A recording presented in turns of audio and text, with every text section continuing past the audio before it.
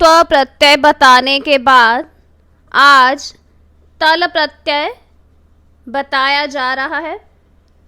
तल प्रत्यय एक तद्धित प्रत्यय है। तद्धित प्रत्यय जो शब्द के पीछे लगाए जाते हैं। इस प्रकार तल प्रत्यय भी शब्द के पीछे लगाया जाता है। तल प्रत्यय का प्रयोग भी भाववाचक संज्ञा शब्द बनाने के लिए किया जाता है। तल प्रत्यय का शब्द के साथ ता जुड़ जाता है, अर्थात तल प्रत्यय को जब शब्द के साथ लगाया जाता है तो शब्द के साथ उसका त लगाया जाता है। इसके बाद वह शब्द स्त्रीलिंग में प्रयुक्त होता है और उसके रूप आकारांत होने के कारण लता के समान चलते हैं। इसे यहाँ इस प्रकार समझा जा सकता है। यहाँ शब्द लिखा गया है मित्र। यदि इसमें तल प्रत्यय जोड़ा जाए तो शब्द बनता है मित्रता। यहाँ मित्रता एक भाववाचक संज्ञा शब्द है। मित्र अर्थात दोस्त को देखा जा सकता है, परंतु मित्रों के बीच में होने वाली मित्रता को नहीं देखा जा सकता, इसे केवल महसूस किया जा सकता है। यह एक भाव है, इसलिए मित्रता शब्द एक भाववाचक संज्ञा शब्द है। मित्रता शब्द का प्रयोग स्त्रीलिंग में किया जाएगा और यहाँ पर मित्रता शब्द के अंत में स्वर लिखा गया है आ, इसलिए इसके रूप स्त्रीलिंग शब्द लता के समान चलेंगे, क्योंकि लता शब्द में भी अंत में स्वर है आ। यह एक आकारांत स्त्रीलिंग शब्द है और मित्रता का प्रयोग भी स्त्रीलिंग रूप में किया जाएगा और आकारांत होने के कारण लता शब्द के समान इसके रूप चलेंगे। और इसके रूप को इस प्रकार देखा जा सकता है। मित्रता लता के समान, यह प्रथमा विभक्ति एक वचन में लिखा गया है और यदि इसका द्वितीय विभक्ति का एक वचन रूप लिखा जाए तो शब्द होगा मित्रताम। मित्रताम लताम के समान, द्वितीय विभक्ति एक वचन है।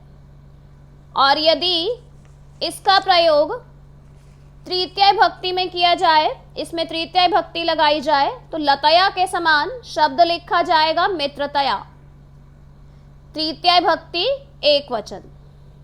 इस प्रकार लता शब्द के समान इसके रूप लिखे जाएंगे। और इसके बाद मानव शब्द लिखा गया है। मानव शब्द में तल प्रत्यय जोड़ने पर तल का ता बचता है, इसलिए यहाँ पर मानवता शब्द बना। मानव को अर्थात मनुष्य को देखा जा सकता है, उसमें विद्यमान मानवता अर्थात मनुष्यता का भाव नहीं देखा जा सकता, यह एक भाव है। इस प्रकार मानवता शब्द एक भाववाचक संज्ञा शब्द है और लता शब्द के समान प्रथमा विभक्ति एक वचन रूप है मानवता। दीन शब्द में तल प्रत्यय जोड़ने पर शब्द बना दीनता। दीन अर्थात गरीब, गरीब व्यक्ति को देखा जा सकता है, उसके दीन भाव को अर्थात उसकी गरीबी को केवल महसूस किया जा सकता है, इसलिए दीनता भाववाचक संज्ञा शब्द है और यह स्त्रीलिंग प्रथमा विभक्ति एक वचन के रूप में लिखा गया है दीनता, गरीबी। वीर शब्द में तल प्रत्यय जोड़ने पर शब्द बना वीरता। वीर बहादुर व्यक्ति को देखा जा सकता है, उसकी वीरता को केवल महसूस किया जा सकता है, इसलिए वीरता एक भाव है। और यहां पर लता शब्द के समान प्रथमा विभक्ति एकवचन रूप है वीरता। दृढ़ शब्द में तल प्रत्यय जोड़ने पर शब्द बना दृढ़ता। यहां दृढ़ शब्द अर्थात मजबूत, कोई भी वस्तु, कोई भी दृढ़ व्यक्ति को देखा जा सकता है, परंतु उसकी दृढ़ता को, उसकी मजबूती को केवल महसूस किया जा सकता है। दृढ़ता केवल एक भाव है, इसलिए यह एक भाववाचक संज्ञा शब्द बना है दृढ़ता, और यह लता शब्द के समान प्रथमा विभक्ति एकवचन में लिखा गया है। परीक्षा में इसके प्रश्नों को किस प्रकार दिया जा सकता है? यहां पहला वाक्य लिखा गया है, मयूरस्य सुंदर प्लस तल प्रत्यय तस्य पक्षेषु भवति। यहां रेखांकित है सुंदर प्लस तल। सुंदर शब्द में तल प्रत्यय जोड़ने पर कौन सा शब्द बनेगा? यह क, ख और ग में से देखा जाएगा कि इसके लिए कौन सा उत्तर सही है। यहां पर सुंदर शब्द में तल प्रत्यय जोड़ने पर शब्द बनेगा सुंदरता। यह इसका उत्तर है। तल प्रत्यय का ता दिखाई देता है, इसलिए सुंदरता शब्द इसका उत्तर है। इसके बाद ख भाग दिया गया है सुंदरताम। सुंदरताम में भी सुंदर शब्द और तल प्रत्यय का ता दिखाई दे रहा है, परंतु इसमें लता शब्द के समान द्वितीय भक्ति का एकवचन रूप है। यह भी इसका उत्तर हो सकता है, परंतु जब वाक्य का हिंदी में अर्थ किया जाएगा तो अर्थ होगा मोर की सुंदरता उसके पंखों में होती है। तो यहां अर्थ के अनुसार मोर की सुंदरता, कारक चिन्ह के अनुसार यहां पर प्रथमा विभक्ति का प्रयोग किया जाना चाहिए, इसलिए यहां पर प्रथमा विभक्ति का एकवचन रूप होगा सुंदरता। द्वितीय विभक्ति एकवचन रूप नहीं होगा, इसका अर्थ है सुंदरता को, जो वाक्य में अर्थ के अनुसार सही नहीं है, इसलिए सुंदरताम को इसके उत्तर के रूप में नहीं लिखा जाएगा। और इसके बाद ग भाग लिखा गया है सुंदर तल। सुंदर शब्द में तल प्रत्यय जोड़ने पर तल न लिखकर ता लिखा जाता है, जो यहां नहीं दिया गया, इसलिए सुंदर तल इसका उत्तर नहीं है। इस प्रकार प्रथमा विभक्ति एकवचन में रूप लिखा जाएगा सुंदरता। दूसरा वाक्य है, वाण्याः मधुर प्लस तल सर्वे जनाः प्रसीदन्ति। मधुर प्लस तल रेखांकित किया गया है। इस प्रत्यय को जोड़ने पर यहां नीचे लिखे गए शब्दों में से कौन सा उत्तर होगा? तो मधुर प्लस तल को जोड़ने से शब्द बनता है मधुरता, परंतु यह इसका उत्तर नहीं है, क्योंकि अर्थ के अनुसार मधुरता शब्द यहां पर उचित नहीं है। वाक्य का अर्थ है, वाणी की मधुरता से सभी लोग प्रसन्न होते हैं।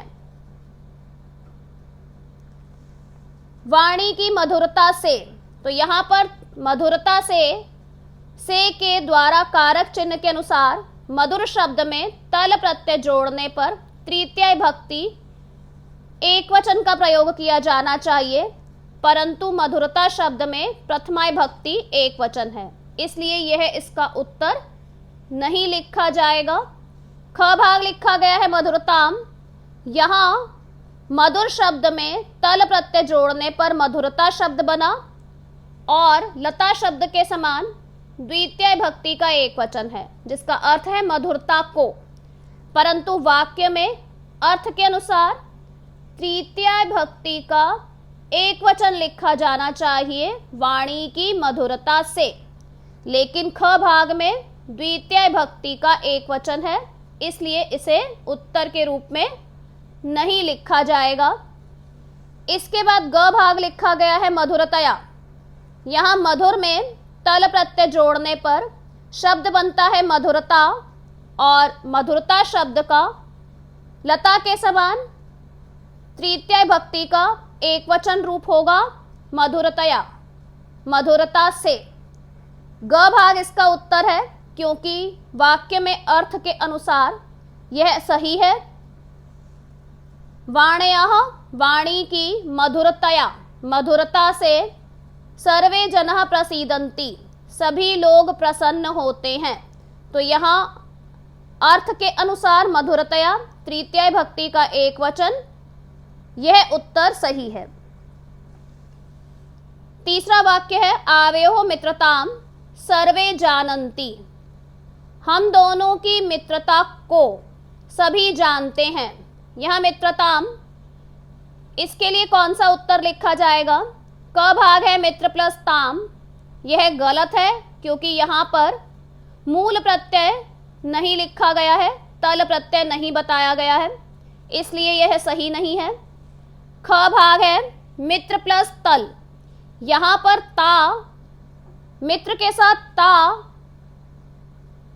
जुड़ा हुआ है जो तल प्रत्यय से बना है, इसलिए ख भाग इसका सही उत्तर है, मित्र प्लस तल प्रत्यय।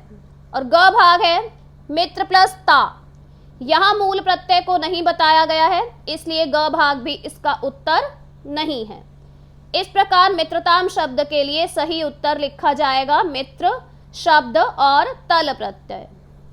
इस प्रकार तल प्रत्यय बताया गया है जो कि एक तद्धित प्रत्यय है।